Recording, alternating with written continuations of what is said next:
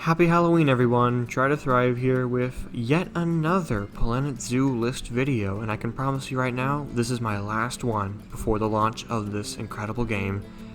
This is an absolutely perfect one, as tonight is Halloween, if you haven't figured out, and well, we're going to be looking at the 5 Vivarium animals that you should expect to see at launch. There are a few rules, and there's something I do need to say before we get into it, but this list does perfectly fit up with Halloween, as most of the animals on this list are actually, from what Frontier once called them, creepy crawlies, so it really does fit in perfectly. But anyway, before we get to the rules and everything I want to say, the big thing I want to say is, if you are trying to keep the Planet Zoo animal roster, Vivarium animals and main attraction animals all, if you're trying to keep it a secret from yourself, as this video does basically touch up on the beta files, then I would recommend stepping away from it if you want to be surprised. But all these animals on this list have a great chance and you should really expect them. So if you want to be surprised, I would just step away. Anyway, now that we've got that out of the way, all these animals have the exact same proof. They were extensively found in the beta files, and you should know that all these animals, the full name was found. So for example, the golden poison frog, before it was found, we just found poison frog in the files. That wasn't enough to confirm it, but there are other animals that their full name were fully revealed and there's like literally nothing else they could be. Plus all these animals have in general great chances of coming in simply because of what they are, and would be an animal Frontier would not suddenly cross over, but the fact that they were found in the files and have stuck with the files really just propels their inclusion. For example, the King Cobra was first found in the files, and since then I have not been able to find it, so I guess it was taken out? Who knows for sure. But these animals have stuck with the files and are very certain. So without further ado, now that we've got these rules established, let's go ahead and begin and look at the 5 Vivarium animals that you should expect to see at launch. Number 5, the Mexican Red Tarantula. Okay, so let's go ahead and get across the table right now. I do not like spiders, and especially tarantulas. I shouldn't have to explain it, but they're animals that when I first look at, all I do is get freaked out, especially tarantulas. And the Mexican Red Tarantula, with that color pattern, as soon as you look at it, it looks like a spider and an alien mix. It's just, I know they're kind of misunderstood animals. I know I shouldn't be fearing them as much as, say, a black mamba, which I would totally rather see through glass. But just when you look at a spider, when I look at a tarantula, especially this one right here, I don't see anything pleasant. The number of eyes, that legs, and the red knee, it's so bizarre. It feels like an animal that almost shouldn't exist, but it does, and you know what?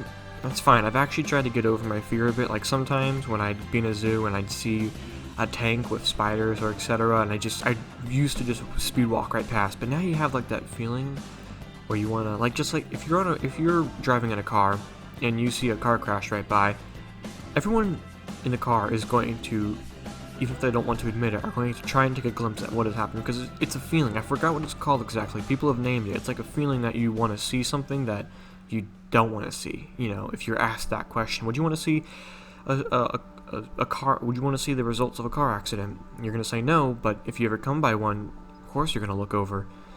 And same thing with the tarantula. I've tried to stop and take a look at the animal just to try and get over it. I've been better at. I definitely been better at. I'm looking at pictures of one right now, and I would just instantly turn down my phone, but I'm looking at them and I'm actually doing better than I used to. But anyway, getting past my arachnophobia, the Mexican Red Tarantula in specific is a pretty common type of tarantula kept as pets and as good zoo attractions. Honestly, there is another tarantula on the list we'll get to on the honorable mentions, but the reason why I picked this one over is because it has definitely more interesting colors. Either way, it's a tarantula at the end of the day, a very common one, definitely a species that is kind of given, and I fully expect it at launch. Number 4.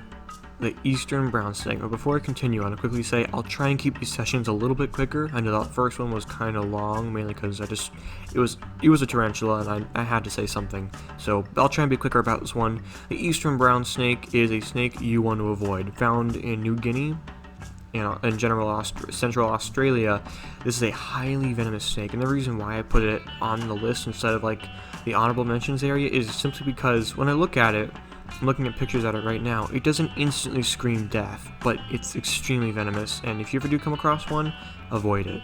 So, eastern brown snake, snake of your nightmares, even if it's hard to tell. Anyway, there were lots of snakes found in the files, but this is just one that stuck out to me the most, and honestly does appear in zoos a lot, so it's definitely one you should fully expect. Continuing that Halloween theme, and something that, along with the tarantula, is at the top of my nightmares, is the Amazonian giant centipede. My god. Centipedes in general are freaky, but the Amazonian, the world's largest centipede, is just beyond nightmares in my opinion. If you've ever seen a centipede, you'll understand why. It honestly feels like an animal, even more so than the tarantula, should not exist. Have you seen some people like to keep them as pets and do lots of feeding videos because it's entertaining to watch a centipede feed. It's also very terrifying. It's like basically a centipede moving around, they see something alive, boom, they go right for it, tackle it, bite it, and hold on to it until it's dead and eat the whole thing. It really is like you combine a spider and a snake. It's an alien in my opinion, and I don't even know why people keep it as pets, but some zoos do have them, and the Amazonian one, the largest, is perfect for the game.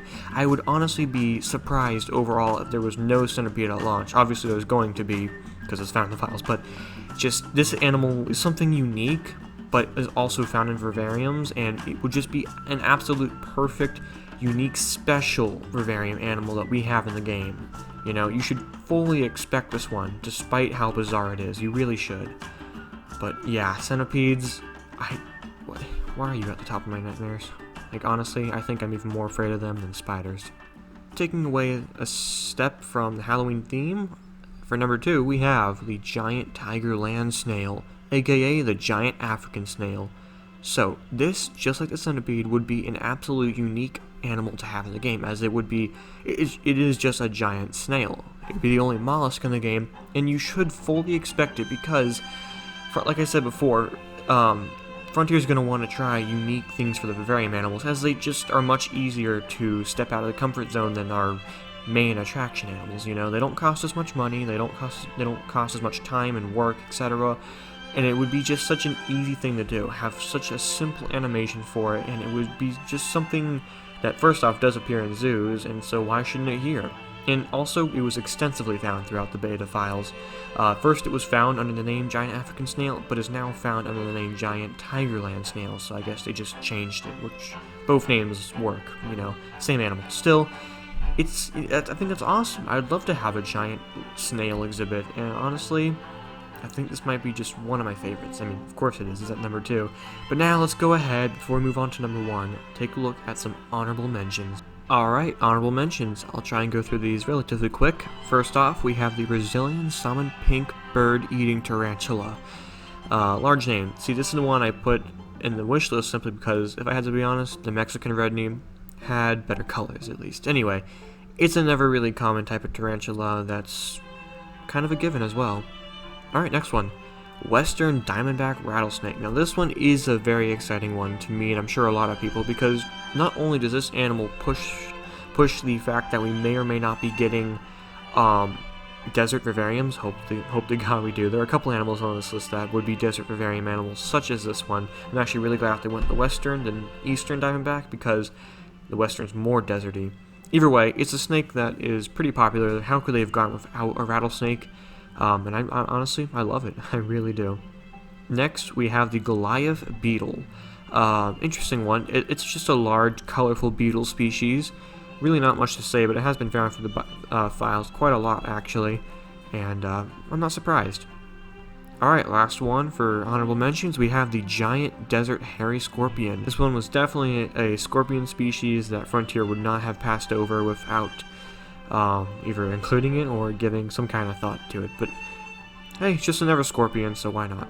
Alright, now that that's out of the way, let's move on with number 1. Here we are at the top. Of course, this animal had to be number 1 for me, as it's also my favorite lizard in the world. It is another animal that absolutely pushed forward the idea of us getting desert vivariums. This animal is, of course, the Gila monster, luckily found for the files. This peach to black ratioed colored animal is venomous. I do believe it's found in the Sonoran Desert, and it's just such a gorgeous lizard species, a very popular one in zoos, a very popular lizard in general. This animal would be more than welcome into my zoos, and I'm sure everyone else's zoos. It's just such an incredible lizard, it really is.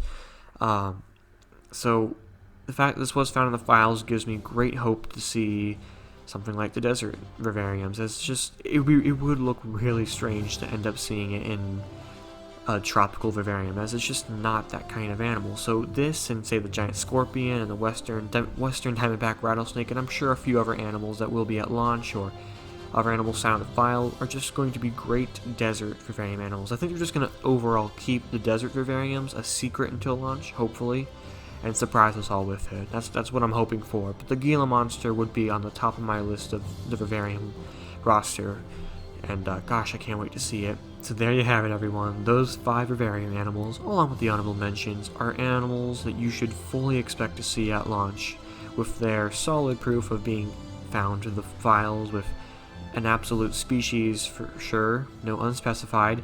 I really do expect all these animals, and I think they're just, hopefully, to God, the vivarium list is going to be very healthy. If they really want it to be, there should be at least over 35 species, I'd say. At least. I really hope we get to do more with the vivarium animals eventually, but I must say, for right now, it's looking really good. And yeah, I think this was a really good last list of Planet Zoo before the game comes out. Gosh, we're just 5 days away, can you believe it? Either way, I've talked about the game long enough. I want to say, anyone who is celebrating Halloween tonight, have a happy Halloween. I must say, I've had a great Spooktober.